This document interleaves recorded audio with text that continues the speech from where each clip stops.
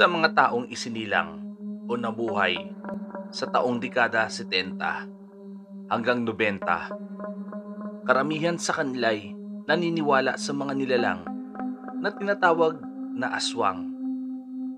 Ang mga ganitong uri ng nilalang ay matagal nang nabubuhay sa mundo, panahon pa ng mga Kastila at kolonyalismo. Sa paglipas ng maraming taon hanggang sa maging moderno na ang mundo, ay tuluyan na ngang nabura sa isipan ng mga tao ang mga ganitong usapin na may kinalaman sa mga aswang, impakto, maligno at engkanto. Gayunpaman, may ilang nagpapatunay na patuloy pa ring nabubuhay ang mga ganitong uri ng nilalang sa daigdig. Hindi nyo ba alam, bukod sa mga aswang, ay may mga nilalang na hindi pa masyadong pamilyar o tanyag sa Pilipinas, lalo na sa mga taong lumaki sa syudad. Kakaunti lang ang nakakaalam sa ganitong uri ng nilalang, at sila'y mga taong naninirahan sa mga liblib na lugar ng Kabisayaan at Mindanao. Ang nilalang na ito ay tinatawag na tambaluslos, isang mythical creature. Ang tambaluslos ay isang figura sa mitolohiya ng Bicol, Visayas at Kamindanawan na ang itsura ay malaking bibig at may malaking ari. Maayong banggi o marhay na banggi, mga katambol, lalo na po sa inyo, Sir Sid. Tawagin nyo na lang ako sa pangalang Dolores.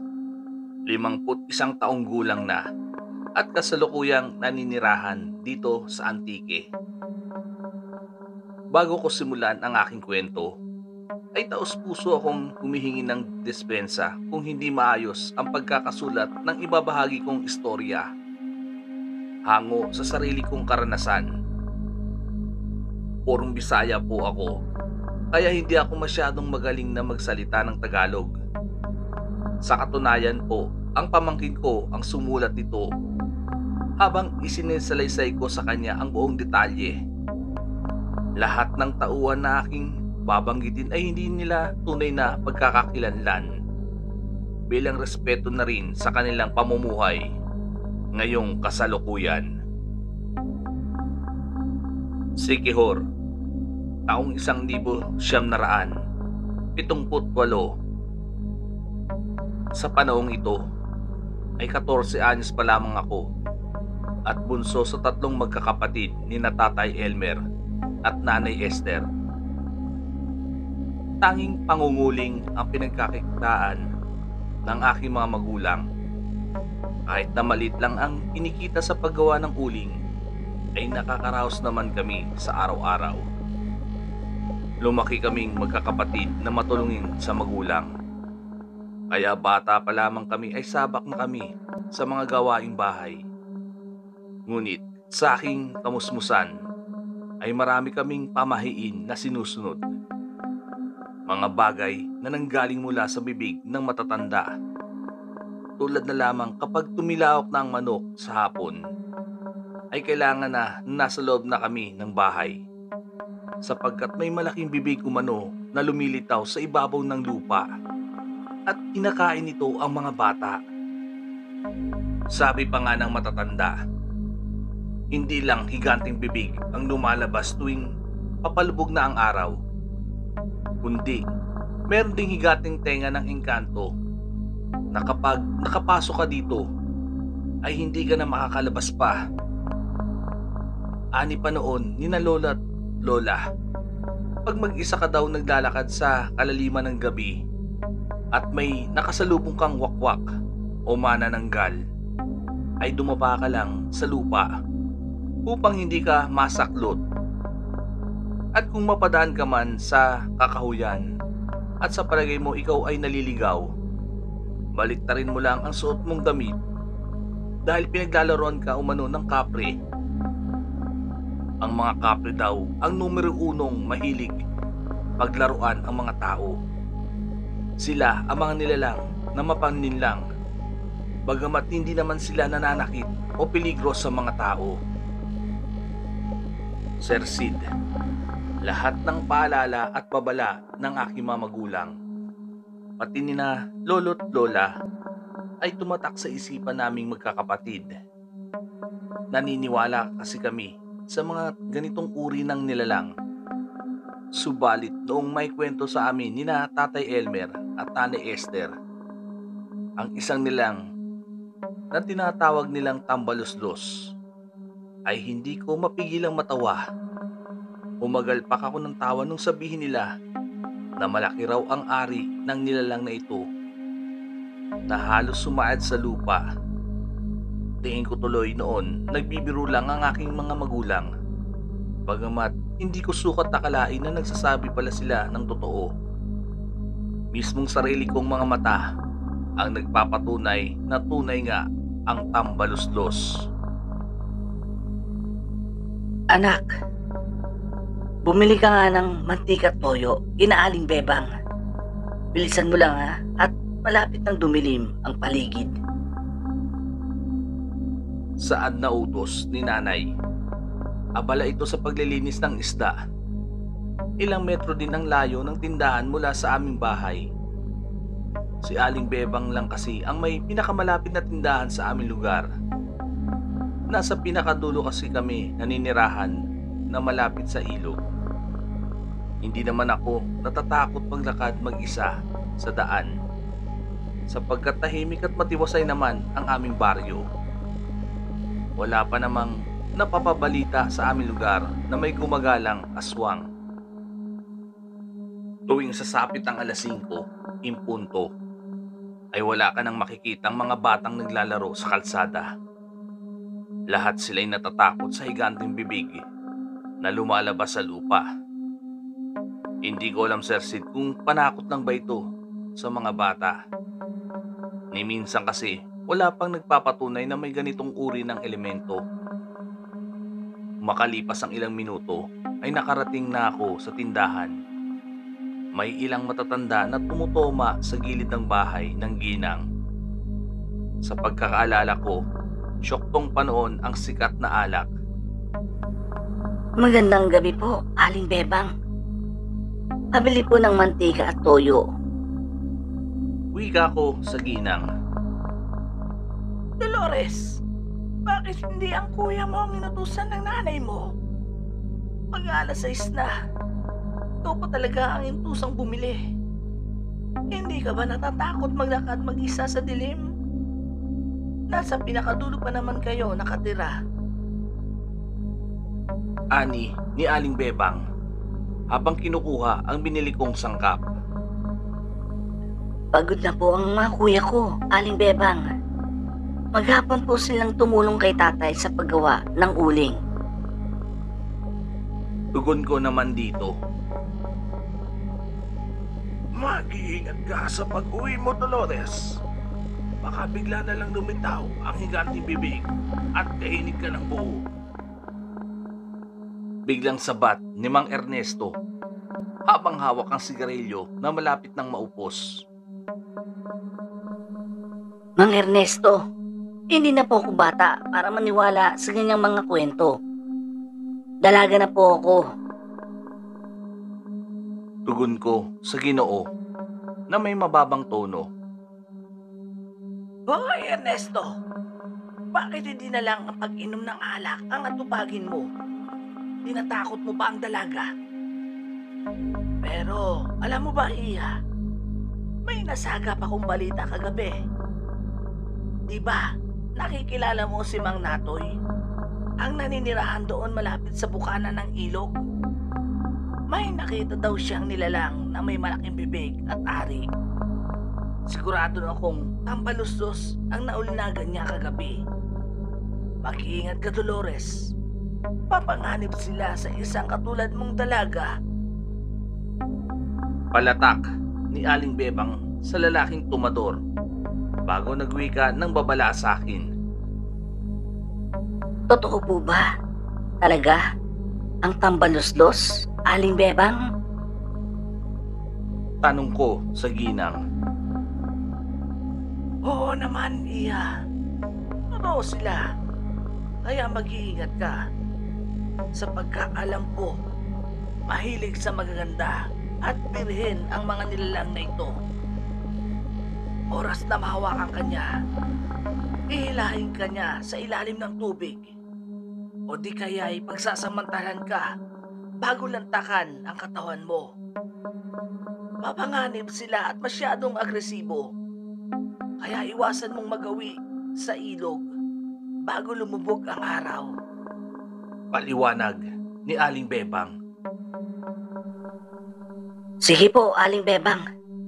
Uuwi na po ako. Salamat po sa babala. Pagkapaalam ko dito ay mabilis na akong nilakad pabalik sa amin. Halos malakas ang abog ng aking dibdib habang binabagtas ko ang malamlam na kalsada. Puno ng talahib at mga puno ang magkabilang gilid ng daan.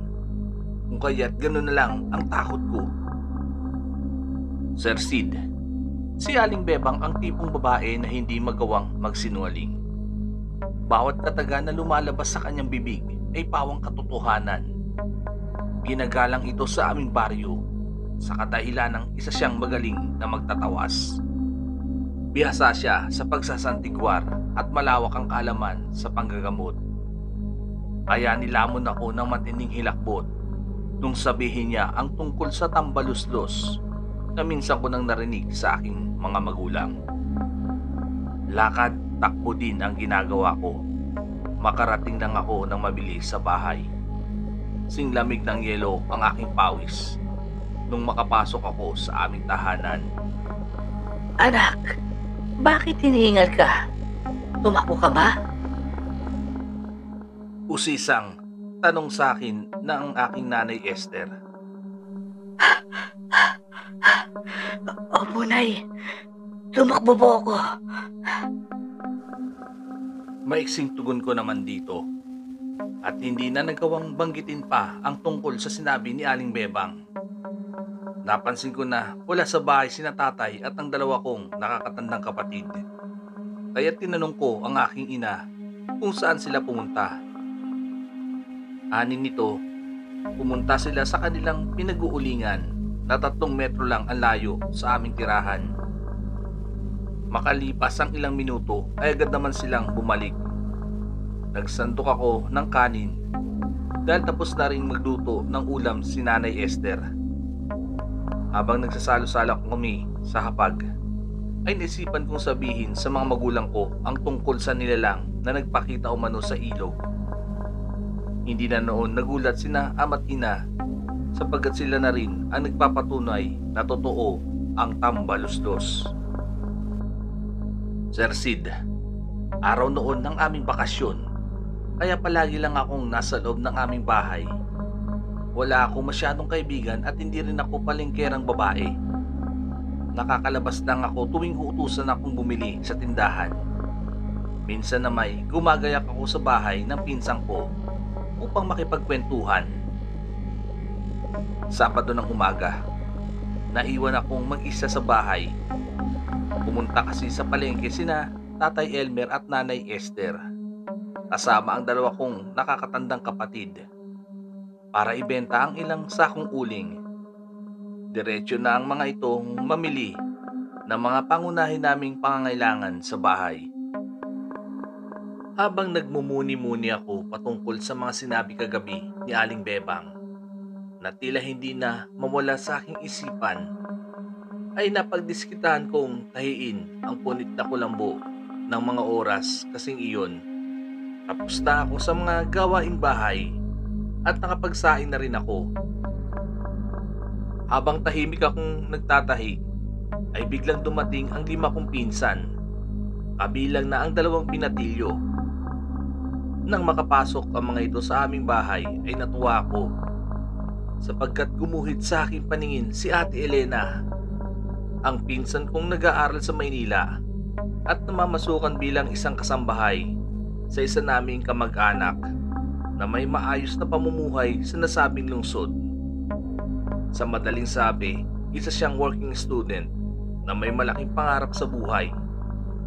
Nagbakasyon ito sa aming probinsya dahil araw nga ng bakasyon. Ate Elena, kailan ka pa dumating?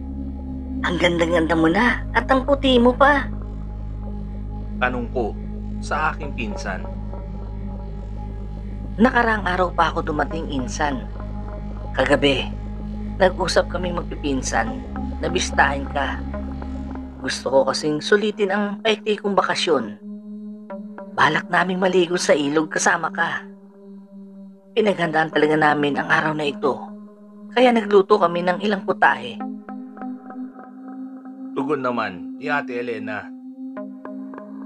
Sir Sid, may mga bitbit silang kaldero at tupperware na naglalaman ng masasarap na ulam. Binigyan din ako ni Ate Elena ng kaunting pasalubong. Gayunpaman, wala akong nagawa kundi ang sumama. Malinis kasi ang ilog sa amin kahit napapalibutan ito ng makapal na nipa. Sumama akong maligo dahil marami naman kami. Nakakahiya naman kung tatanggihan ko ang aking pinsan na galing pang Maynila. Isa pa't dalawang lalaki na aming pipinsan at tirik pa naman ang araw. Kaya malayo pa sa peligro. Bago kami mag-picnic sa ilog, ay nag-iwan ako ng maliit na mensahe sa ibabaw ng mesa na maliligo ako sa ilog kasama ang aking mga pinsan para hindi ako hanapin ng aking mga magulang at hindi sila mag-alala. Hindi ko lubos maisip na ang paliligo ko sa ilog ang simula ng nakakatakot kong karanasan mula sa isang peligrosong nilalang. Noong makarating kami sa ilog, ay agad naming inilatag sa pangpang ang mga baong pagkain. Naglagay kami ng malapad na mantel upang hindi madumihan ang mga pagkain. May baon din ang aking mga pinsan na malaking sitsirya na hindi ko pa noon natitikman sa tanang buhay ko. Magkakasama kaming lumusong at nagtampisaw sa ilog. Walang patid ang aming kasiyahan at puno ng galak ang bawat segundo. Nagmistulang reunion naming magpipinsan ng araw na iyon. Tawanan, kantsawan, harutan ang aming ginawa habang nilalantakan ang masasarap na putahe. Nagkataon na may bitbit na kutsilyo ang isa sa pinsang kong lalaki. Kaya naisipan namin kumuha ng mga bunga ng nipa. Masarap kasi ang lumbod nito na pwedeng gawing salad. Masasabi ko noon na sulit talaga ang aming bonding. Subalit ang masaya naming paliligo ay nagambala ng isang estrangherong lalaki na tanging ako lang ang nakakapansin. Isang mistisong binata ang aking nasipat sa kabilang pangpang. Matangkad, makisig at mala-adonis ang itsura kung aking ilalarawan. Agad na pukaw ang atensyon ko sa lalaking iyon. Biglang bumilis ang tibok ng aking puso na tila nahuhumaling ako sa kanya. Iyon ang unang pagkakataon na humanga at umibig ako sa isang lalaki na unang beses ko pa lang nakita. Sino kaya siya? Ang gwapo naman niya. Wika ko sa aking sarili. Pakiramdam kong saglit na tumigil ang oras at nakatuon lamang ang aking paningin sa kanya. Sumigla ang malumbay kong puso nung tapunan niya ako ng malanghel ng ngiti. Insan, sino bang tinitingnan mo? Bakit ka napapangiti ng ganyan? Insan, nakikinig ka ba? Bakit parang natutulala ka? Sino ba talaga ang tinititigan mo? Bulalas na tanong ni Ate Elena. Pati ang ilang kong pinsang babae ay napapatingin sa kabilang pangpang habang abala ang dalawang binatilyo sa pagtitilad ng bunga ng nipa. Mga insan, di ba ang gwapo niya? Saad ko muli sa kanila na tila wala sa sariling katinuan. Namamangha kasi ako sa mukha ng estrangherong binata. Para akong nakakita ng isang banyaga na may makinis at puputing balat. Sinong gwapo? Sino ba kasi ang tinititigan mo? Wala naman kaming nakikitang tao sa kabilang pangpang. Tanong ng isa sa mga kasama ko. Itinuro ko sa kanila kung saan nakatayo ang makisig na lalaki. Ngunit wala talaga silang makita. Ikaw, insan, ha? Ang lakas mong mang-trip. Wika ni Ate Elena at nagawa pang kurutin ang aking pisngi. Sir Sid, biglang naglaho sa aking paningin ang misteryosong lalaki nung biglang dumating ang aking ama. Sinundo kami nito at nagwikang kailangan na naming umuwi bago sumapit ang alauna ng hapon. Anya, ang oras na yun ang nagsisilbing pahinga ng mga engkanto at namang lupa. Mahirap na umanong magambala namin ang mga elementong nananahan sa ilog. Hindi ko maintindihan kung bakit masyadong papamahiin ang aking mga magulang. Masyado nilang sinusunod ang makalumang paniniwala ng mga sinaunang matatanda na nabuhay sa kapanahunan ng mga magulang ng aking lolo't lola. Ani pa umano ni tatay, kung gusto naming maligo at magdibang, bakit hindi na lang kami sa dagat magsaya kung saan maraming bumibisitang mga tao? Karamihan kasi sa mga taga-baryo, iniisip na engkantado ang nasabing suba, lalo't liblib ito at napapalibutan ng malalagong nipa. Magandang tanghali po, Teo Elmer. Magalang na pagbati ni Ate Elena sa aking ama at magiliw na nagmano. Magandang tanghali din sa iyo, Elena. Muntik na kitang hindi makilala ha. Totoo nga ang sabing, nakakaputi ang tubig sa Maynila. Nagmukha kang anak ng mayaman. Pabirong saad naman ni Tatay Elmer. Muli kaming sinabihan ni Tatay Elmer na tama na umano ang paliligo namin sa ilog. Mabuti pa doon na lang kami magtampisaw sa dagat sa susunod na araw dahil maraming kabataan at pamilyang maliligo roon. Lalo't maraming bakasyonista ang umuuwi tuwing nalalapit na ang Semana Santa. Gayunpaman, ang mapanuksong pisikal na katangian ng misteryosong lalaki ay hindi talaga mawala sa isip ko. Napapasulyap ako sa kabilang pangpang at umaasa na muli siyang masilayan. Noong mga sandaling iyon, tila naapektuhan na ang aking pag-iisip. Palagi kasi itong naglalaro sa utak ko na tila nabihag niya ang aking damdamin. Sir Sid, naging maayos naman ang bonding naming magpipinsan kahit maaga kaming natapos sa pagtatampisaw sa ilog. Naglatag ng lamesa ang aking mga magulang sa aming bakuran at doon namin ipinagpatuloy ang aming kasiyahan. Bukod sa pagtitilad ng bunga ng nipa, ay kumuha din ng mga buko ang dalawa kong kuya. May ilang puno kasi ng nyog sa aming bakuran. Natapos ang buong araw ko na puno ng kaligayahan at hindi matatawarang ngiti sa labi bago sila nagsiuwian. Ngunit pagsapit ng gabi ay maraming kakaibang bagay ang nagpapabagabag sa akin kung saan nagsimula na ang misteryo. Sa aking pagkakahiga sa matigas na kama ay hindi ako matapuan ng antok. Hindi kasi mawala sa isip ko ang estrangherong lalaki. Tuwing ipipikit ko ang aking mga mata ay mukha pa rin niya ang aking nakikita. Ginagambala nito ang aking pagka-inosente pagdating sa pag-ibig. Sa aking pagkabalisa, sa katahimikan ng gabi ay bigla na lang may bumubulong sa aking tulirong kamalayan. Umihip ang malamig na hangin na tila nagbibigay sa akin ng pagkasabik na hindi ko lubos maipaliwanag. Dumating sa punto, nakakarinig ako ng magkakasunod na panaghoy sa suba. Ang tinig ay malamyos na nagpapagising sa aking pagkababae.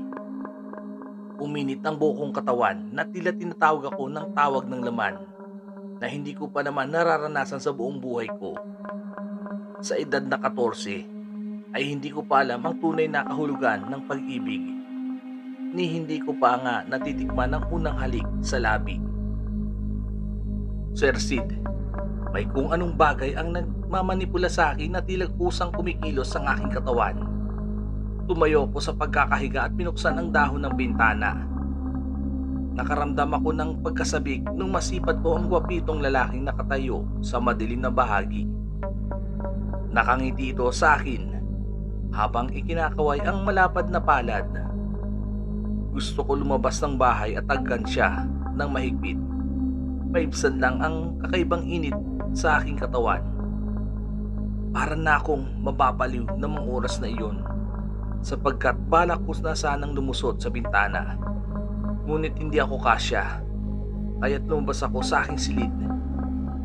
Akmang palabas na ako sa entrada ng kusina, ay biglang may humawak sa aking kamay na nagpagising sa aking diwa. Anak, huwag kang lalabas ng bahay. Mukhang sinundan ka pa rito ng elementong gusto kang paglaruan. Kanina ko pa nararamdaman na may kakaibang nangyayari sa iyo. Ani ni Tatay Elmer. Punong-puno ng pangamba ang kanyang mukha. Tama ang tatay mo, Dolores. Hindi ko alam kung maligno ba o impacto ang umaaligid sa labas ng bahay. Simula kasi nung maligo kayong magpipinsan sa ilog, ay nagbago ng kinikilos mo. Palagi kang tuliro at hindi makausap ng maayos. Sabi ng mga pinsan mo, palagi mo raw bukang bibig ang gwapong lalaki sa ilog na hindi nila nakikita. Anak, pinaglalaroan ka ng maligno. Saad naman ni Nanay Esther na kanina pang nakatayo sa aking likuran na hindi ko man lang napapansin. Sir Sid, pati ang dalawa kong nakakatandang kapatid ay mulat ang mga matang nakamasid sa akin. Hindi ko alam na kanina pa nila ako tahimik na binabantayan. Hindi ko napansin na pati sarili ko ay kinakausap ko na rin. Lumapit sa akin si nanay at sinakluban ako ng pulang tela. Nilagyan din ng maraming asin ang aking bulsa at sinabit ng rosaryong kahoy sa aking lieg. Sa akin lang umano nagpakita ang hindi pa matukoy na nilalang kung anong uri ba itong elemento. Doon ko lang napagtantong nagmula pala ang aking ina sa angkan ng mga manggagamot. Kaya ganoon na lang kalawak ang kanyang kaalaman patungkol sa mga ganitong uri ng nilalang, lalo na ang tungkol sa mga aswang. Sinabihan ni na tatay at nanay ang dalawa kong nakakatandang kapatid na manatili sa aking tabi.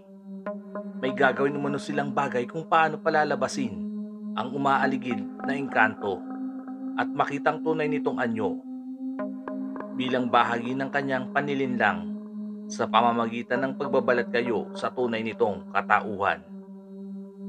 Tahimik na tumango si Nanay Esther sa abuhan at mabilis na nagpalingas. Nagsaing ito ng kaunting bigas na labis kong pinagtataka. Ngayon din ang aking mga kuya, habang naghihintay na maluto ang kanin, ay nilagyan naman ni Tatay Elmer ng asin ang bawat sulok ng kabahayan. Noong maluto na ang kanin, ay sinangkot ito ni nanay ng sandok ng kahoy. Matapos angkutin, ay nagtira siya ng maraming kanin na dumikit sa sandok at inutusan si tatay na ibaon ng patayo ang sandok sa lupa. Aligaga namang lumabas ng bakuran ng aking ama at itinusok ang hawakan ng sandok sa lupa. Tinawag kaming magkakapatid ni nanay at nagwikang tahimik umano kaming magmasid sa siwang ng dingding na hindi kami namamalayan ng labis kong ipinagtaka. Basta anumang makita namin ay huwag kaming lilikha ng anumang ingay dahil malalagay sa peligro ang aming mga buhay. Sinunod namin ang bili ni Nanay Esther. Habang nakasilip kami sa maliit na siwang ay magkatabi namang nangamasid sa gilid ng nakasaradong bintana ng aking mga magulang. Nakatuon ang aming mga mata sa sandok na nakabaon ng patayo sa lupa. Ilang saglit pa'y biglang umihip ang malakas na hangin na may kasamang malansang amoy. Hanggang sa lumitaw ang isang nakakapangilabot na nilalang. Matangkad ito at mahaba ang mga binti at braso. Malaki ang bibig na puno ng matutulis na ngipin. Ang nagpagulantang talaga sa akin nung masipat ko ang malaking ari nito na 5 beses ang laki kaysa sa sandata ng kabayo. Nakakawindang talaga ang laki ng ari ng nasabing nilalang na halos sumasayad sa lupa at pwedeng ipulupot sa kanyang katawan. Doon ko nakumpirma na isang tambaluslos ang nais mambiktima sa akin na labis ikinatakot ng aking mga magulang. Palinga-linga ang nasabing nilalang sa buong paligid. Bago mariing pinagmasdan ang sandok Makalipas ang ilang minuto ay bigla na lang itong nilamon ng dilim. Sa kanyang paglahoy, sinabihan ako ni na ama't ina. Hanggat maaari manatili lang ako sa loob ng aming bahay. Marahil kursunada ako ng tambaluslos na balak kunin ang aking katawang lupa. Kinabukasan, tumungo kami ni Nanay Esther kina Aling Bebang. Sinabi namin sa kanya ang tungkol sa natunghayan namin kagabi. Humingi ang butihin kong ina ng isang mabisang pangontra sa matandang ginang, sapagkat di hamak na mas magaling ito sa kanya. Pagdating sa mga pangontra sa mga itim na elemento, lalo na ang mythical creature na kilala bilang tinatawag na engkantong aswang. Ngunit sa aming pagpunta ay isang nakakagimbal na balita ang aming nalaman kay Aling Marta. Ani umano ng matandang ginang sa isang organisadong lugar kung saan nagtatagpo ang ilog at dagat o estero sa madaling sabi, ay may natagpuan umanong bangkay ng isang babae kaninang madaling araw. Pinaghihinala na aswang ang may gawa dahil sa kalunos-lunos na sinapit nitong kamatayan. Hinilap ang sariwang laman at wakwak ang sikmura. Nawawala ang mga laman loob, kabilang na ang atay at puso. May ilan din namang nagsasabi na tambaluslos ang tunay na salarin. Bukod kasi sa kinalkal ang buong sikmura, ay sabog din ang ari ng babae na halatang ginahasa muna ito bago walang awang pinatay at nilantakan. Nagbigay ng matinding kilabot sa aming baryo ang tungkol sa nilalang na tambaluslos na talaga namang kinatatakutan ng mga maraming kababaihan, lalo na ang mga dalaginding. Sir Sid, ang kinatatakutan ko nilalang ay tila nagpabago sa aking pananaw na huwag sila basta-basta katatakutan, gaya ng mga pangkaraniwang tao na may iba't ibang uring pag-uugali. May mabait, may nagpapanggap na mabait at meron ding halang ang bituka.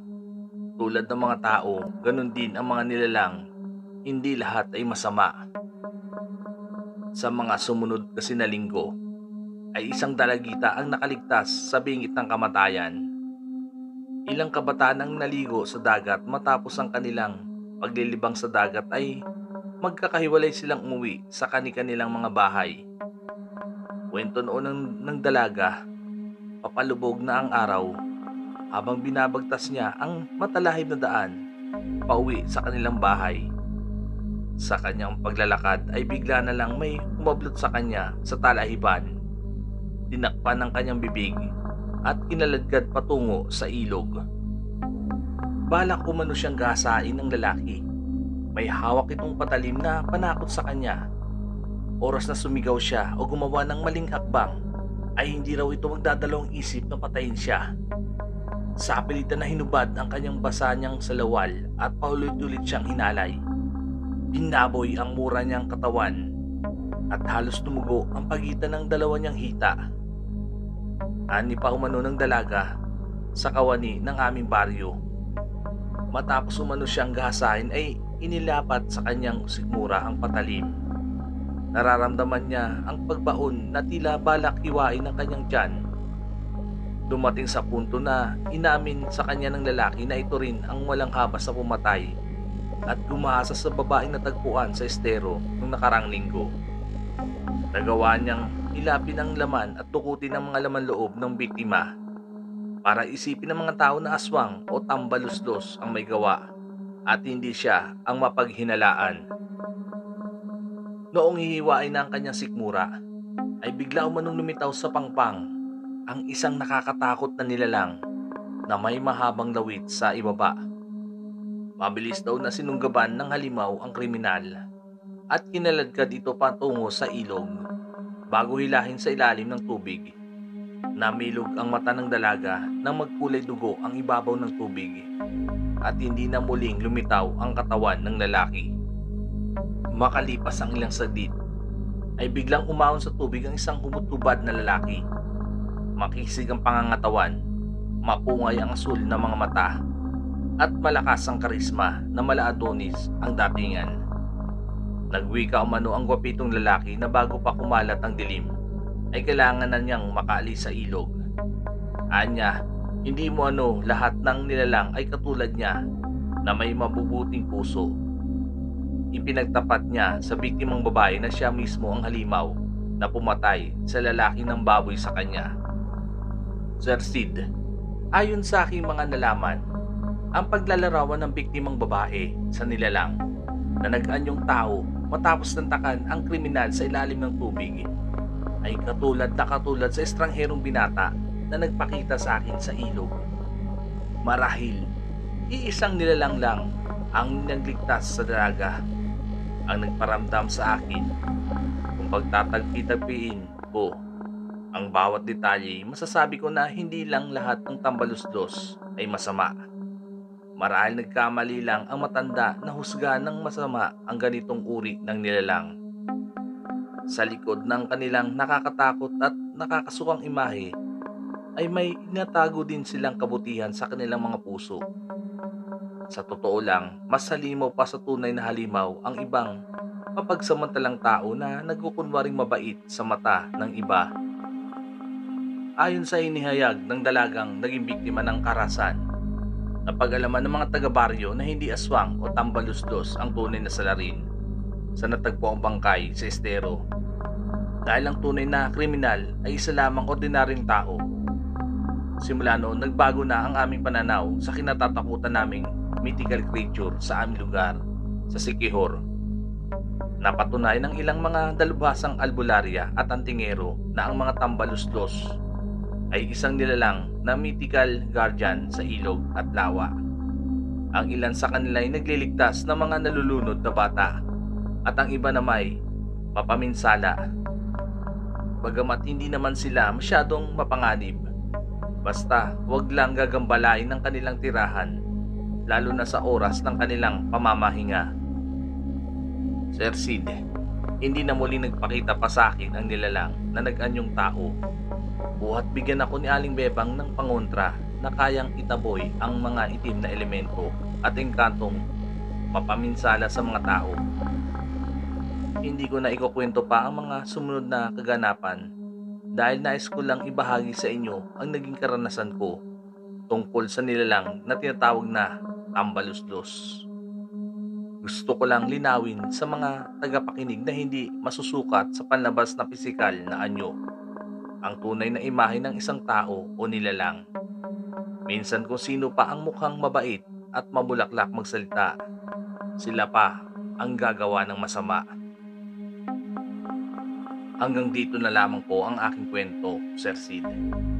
Nagpapasalamat po ako sa inyo dahil isa po ako sa napili niyong ibahagi ang sarili kong karanasan dito sa inyong munting tahanan. Naway lumago ang iyong channel at pagpalain nawa kayo ng may kapal. Pati na rin sa mga avid listener na walang sawang sumusuporta sa inyong programa. Lubos na gumagalang at nagpapasalamat ang inyong masugid na taga-subaybay, Dolores ng Antique.